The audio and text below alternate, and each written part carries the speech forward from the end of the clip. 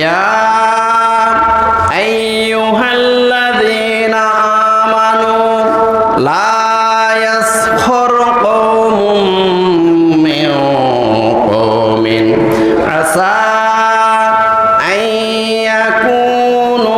খায়রাম মিনহুম ওয়ালা নিসাউম মিন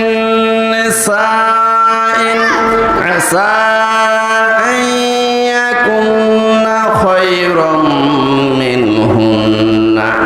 ولا تلمسوا أنفسكم ولا تنابزوا بالألقاب بئس الاسم الفسوق بعد الإيمان ومن لم يتب فأولئك هم الظالمون সূরা হুজুরাত আয়াত নম্বর 11 আল্লাহ রাব্বুল আলামিন ইমানদার বান্দাদেরকে ডাক দিয়ে বলতেছেন ইয়া আইয়ুহাল্লাযীনা আমানু, ও ইমানদার বন্ধুরা, হে ইমানদার বান্দারা, লা ইয়াসখর কওমুম মিন কওমিন, হে ইমানদার বান্দারা, তোমরা একে অপরকে উপহাস করিও না, একে অপরকে ঠাট্টা বিদ্রুপ করিও না, একজন মানুষ আরেকজন মানুষকে লজ্জা দিও না, একজন মানুষ আরেকজন মানুষকে অপমানিত করিও না। আসা আইয়াকুনু খায়রাম মিনহুম, হতে পারে তাদেরকে, অর্থাৎ যাদেরকে অপমানিত করা হয়েছে, যাদেরকে উপহাস করা হয়েছে, যাদেরকে ঠাট্টা করা হয়েছে,